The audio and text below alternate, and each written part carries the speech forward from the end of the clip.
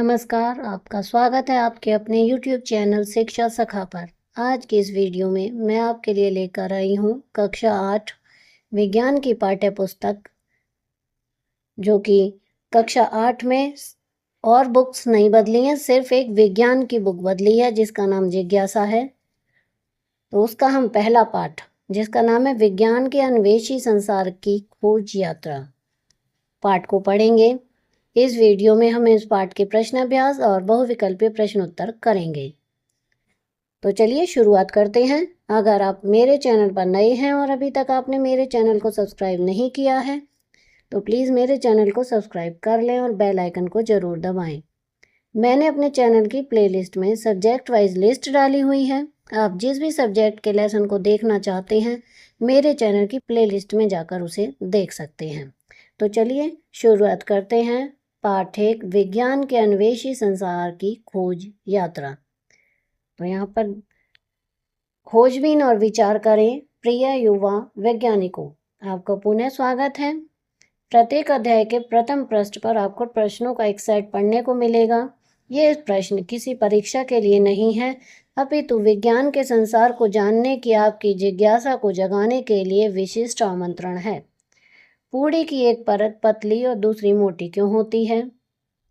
क्या संसार के सभी समुद्र तटों एवं रेगिस्तानों में विद्यमान कुल रेत के कण अधिक हैं अथवा हमारी आकाश गंगाओं में तारों की संख्या अधिक है? कक्षा 8 से ही हम अपने आसपास के पौधों और जंतुओं की अविश्वसनीय विविधता का अवलोकन करते आ रहे हैं। विभिन्न आकारों की पत्तियों से लेकर अनेक प्रकार के कीटों तक प्रकृति से इनकी व्यापक विविधता की रचना क्यों की है? क्या कोई ऐसा प्रश्न है जो आपको संसार के विषय में जिज्ञासु बनाता है? आगे दिए गए स्थान पर लिखना है। यहाँ पर तो आपके मन में जो भी सवाल इस समय जो भी जिज्ञासा जाग रही हो वो आप यहाँ पर लिख सकते हैं। अब यहाँ पर ये पाठ है। पाठ को पढ़ना चाहते हैं तो वीडियो को रोककर आप इसे पढ़ सकते हैं।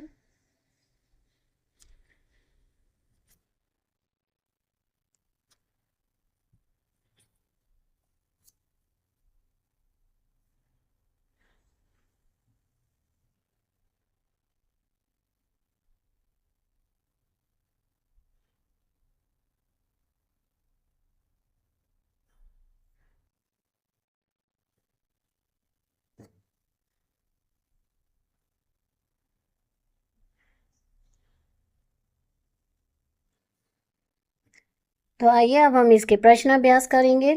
प्रश्न 1, विज्ञान की शुरुआत किस भाव से होती है? उत्तर है विज्ञान की शुरुआत आश्चर्य और जिज्ञासा के भाव से होती है। नंबर 2, विज्ञान में अन्वेषण का क्या अर्थ है? उत्तर है विज्ञान में अन्वेषण का अर्थ प्रश्न पूछकर प्रयोग द्वारा उत्तर खोजना है। प्रश्न 3, कुछ सूक्ष्म जीव हमारे लिए कैसे सहायक होते हैं? उत्तर, कुछ सूक्ष्म जीव भोजन पचाने और औषधि बनाने में सहायक होते हैं। प्रश्न 4, संक्रमण से बचाव के लिए क्या आवश्यक है? उत्तर, संक्रमण से बचाव के लिए पौष्टिक भोजन, व्यायाम, औषधि और टीके आवश्यक हैं। प्रश्न 5, विद्युत धारा का तापीय प्रभाव किस काम आता है? उत्तर है विद्युत धारा का तापीय प्रभाव हमें गर्म रखने में काम आता है। आगे है प्रश्न 6, बल वस्तु पर क्या प्रभाव डाल सकता है? उत्तर, बल वस्तु की गति या दिशा बदल सकता है। प्रश्न 7, दाव में अधिक अंतर होने पर क्या हो सकता है? उत्तर है दाव में अधिक अंतर होने पर तेज हवाएं या चक्रवात आ सकते हैं। प्रश्न 8, ठोस पदार्थों के कण कैसे होते हैं? उत्तर है ठोस पदार्थों के कण कम गति करते हैं और पास पास होते हैं। प्रश्न 9, मिश्रण क्या होता है? उत्तर है मिश्रण ऐसे पदार्थों का संयोजन है जिन्हें भौतिक रूप से अलग किया जा सकता है। प्रश्न 10, प्रकाश दर्पण से टकराकर क्या करता है? उत्तर, प्रकाश दर्पण से टकराकर परावर्तित हो जाता है। प्रश्न 11, चंद्रमा की कलाएं किस पर निर्भर करती हैं? उत्तर है चंद्रमा की कलाएं पृथ्वी, सूर्य और चंद्रमा की सापेक्ष स्थिति पर निर्भर करती हैं। प्रश्न 12, पृथ्वी पर जीवन संभव क्यों है? उत्तर, पृथ्वी सूर्य से उचित दूरी पर है और यहाँ जल द्रव अवस्था में है। प्रश्न 13, वायुमंडल हमें किससे सुरक्षा देता है?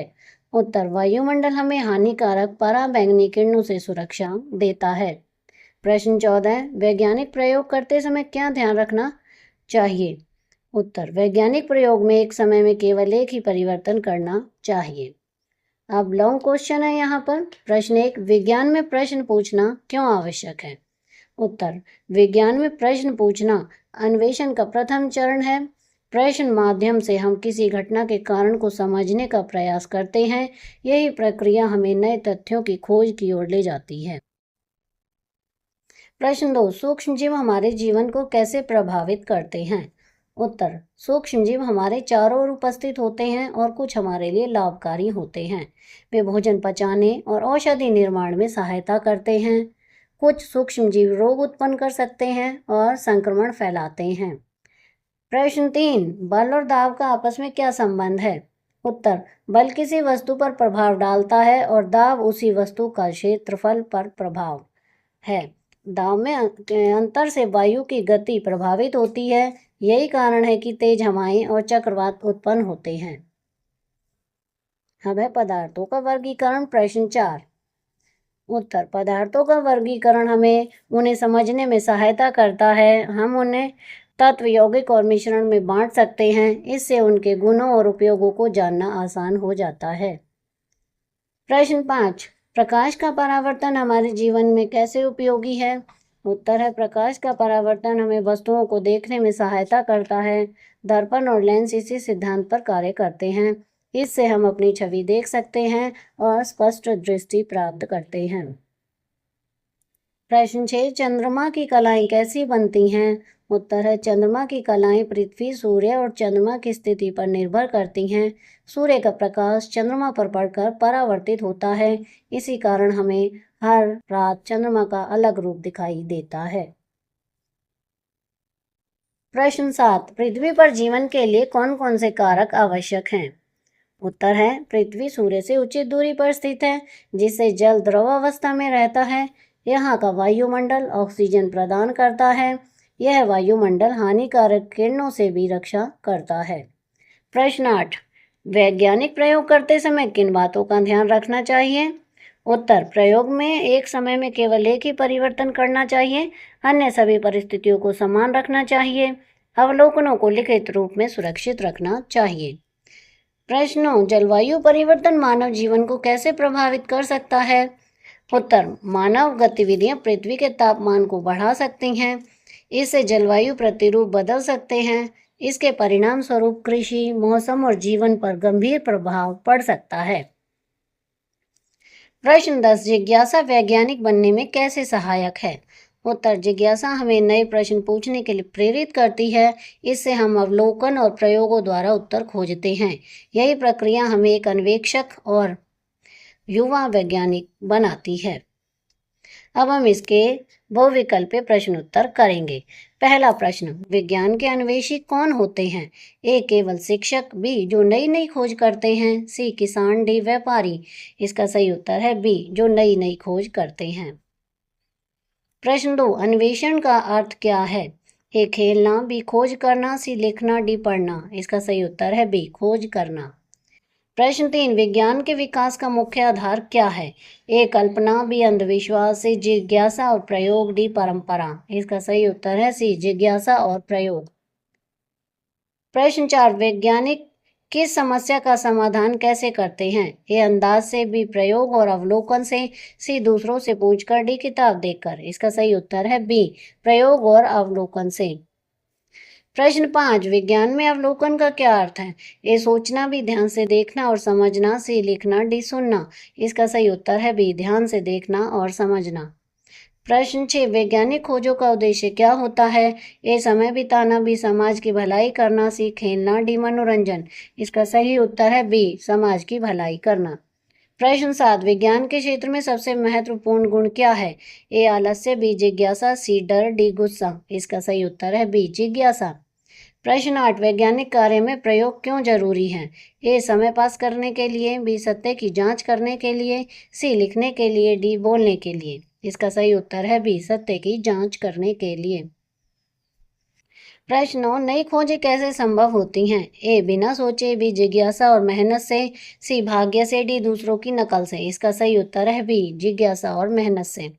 प्रश्न 10, विज्ञान हमें क्या सिखाता है? ए, अंधविश्वास, बी, तार्किक सोच और समझ, सी, केवल खेल, डी, केवल पढ़ाई। इसका सही उत्तर है बी, तार्किक सोच और समझ। प्रश्न 11, वैज्ञानिकों का काम क्या होता है?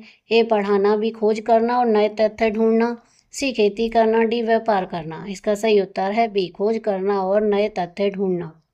प्रश्न 12, जिज्ञासा का अर्थ क्या है? ए, डर, बी, जानने की इच्छा, सी, आलस्य, डी, क्रोध।